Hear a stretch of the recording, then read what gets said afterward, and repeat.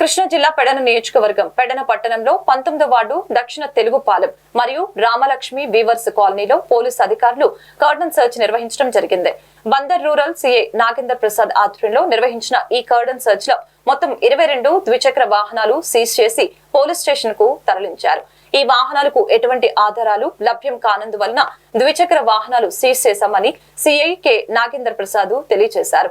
ఈ cordon search లో పెడన, బంటుమిల్లి, కుర్తివెన్ను, గూడూరు ఎస్ఐలు మరియు special party team, Pedana police station సిబ్బంది తదితరులు పాల్గొన్నారు. ఆ